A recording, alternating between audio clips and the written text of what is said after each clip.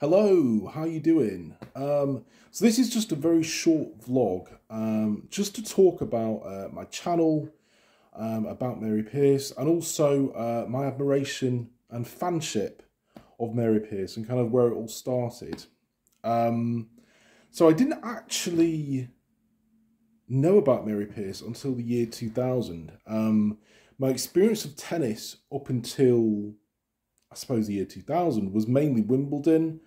I'm a tennis player myself, started when I was maybe 4 or 5 years old.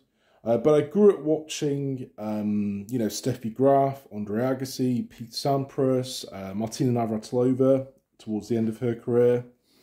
And I'd never heard of Mary Pierce. But it was in the spring of 2000, not 2020, 2000, when I was watching the French Open. I was preparing to go to America, actually, to teach tennis at Camp America.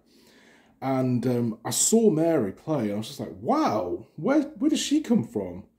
And I think that was because, obviously, I live in the UK, and our exposure to tennis up until, I would say, the late 90s was mainly just Wimbledon. Unless you had cable channels, which a lot of people didn't, you only really saw Wimbledon once a year. So 2000 was the first time I saw her play.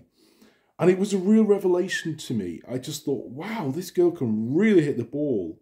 I hadn't seen anyone, until that point, a female tennis player, hit the ball quite so cleanly.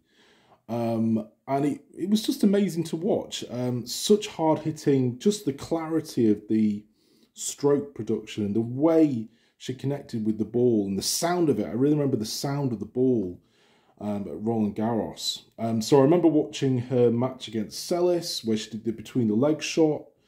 And then there was obviously the thrilling match, the semi-final against Martina Hingis. And it was just incredible shot making. And I think from that point on, I was a fan. And I was like, I'm really going to follow this player now. So over the next few years, I recorded most of her matches whenever she was on. Obviously, she had a lot of injury troubles. So it was kind of, intermittent. But whenever there was the opportunity, recorded her matches. I also wanted to know more about her and, find out some of her previous matches, because I'd never seen her till that point. I was just kind of mesmerised by the beauty of her tennis strokes, really. Just incredible ground strokes. So obviously this is the early days of the internet. So but I did find a site. There was a chap who was selling cassette videos of Steffi Graf. So I remember ordering this Steffi Graf match because I had heard about it. I did a bit of research.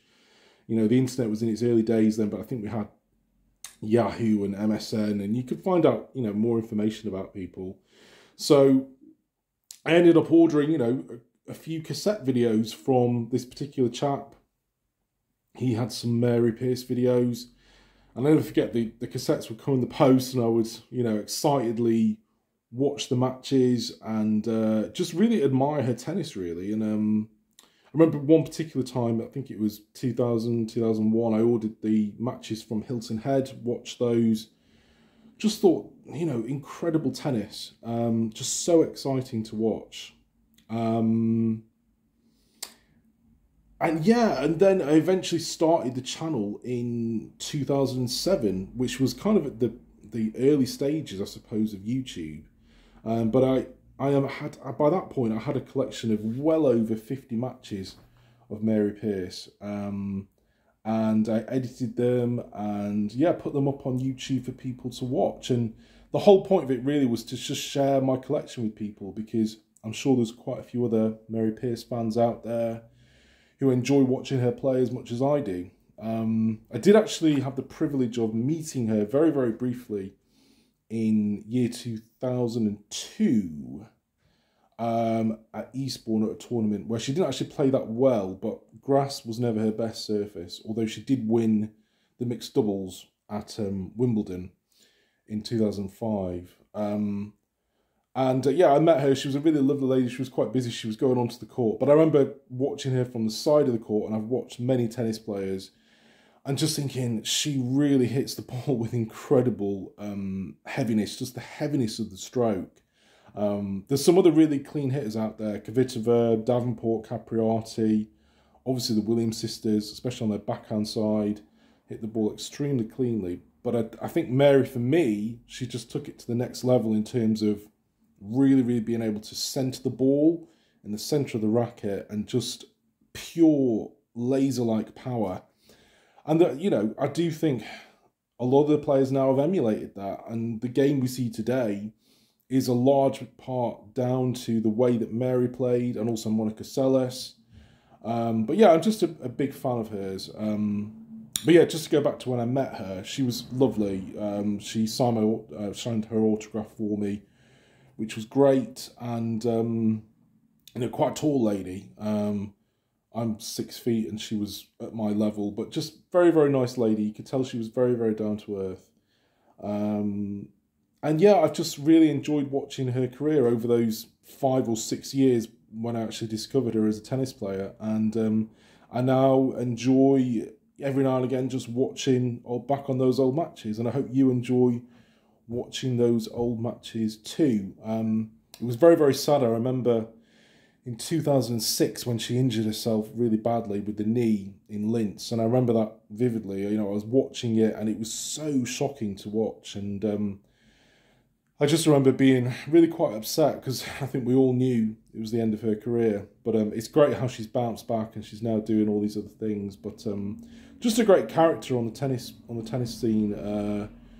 You know, I love how what I love in people, especially sports stars, is when they've got pure talent, just real raw talent. And that Mary's one of those individuals who was just incredibly talented and harnessed that talent over many, many years to the best of her ability. And I think that's very admirable in any sport. So I admire her for that. And also just overcoming adversity. She obviously had quite a tough life in many ways. And I think it's great that was able to win, become a champion, and be such a well-rounded person. So yeah. So yeah, just to say, I do hope you enjoy watching the video channel. I do hope to add more content at some point. As I said, I do have a big collection of Mary Pierce videos, but at the moment they're all up in my loft. So, but I need to kind of get them down and convert them. Some of them are on video cassettes. So yeah, I will eventually get around to converting them. But yeah, thank you for subscribing and watching the channel. Unfortunately, some of the videos have been taken down over the years, which is a shame, but hopefully we can get them back on eventually, because there is a really good mix of some really great matches and some incredible shot making by Mary, who, you know, I really do think had, for me, one of the best forehands of all time for the women.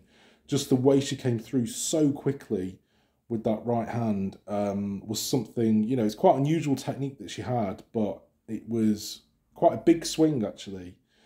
But the racket came through so quickly and she centered the ball that if she got hold of the ball, there was no reply. Also an incredible backhand as well. I think her backhand is up there in the top 5 backhands of all time, especially when she was on form, because she was able to do anything with it. She could hit angles with it, or she could just center the ball and just ram it down the line. It was like a laser-like power.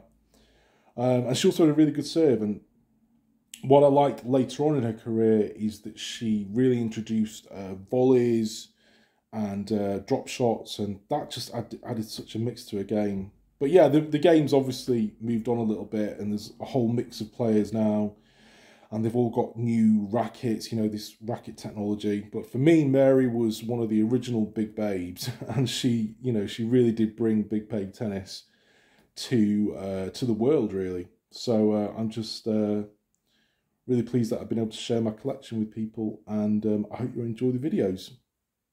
All right, thanks for listening. Take care. Bye.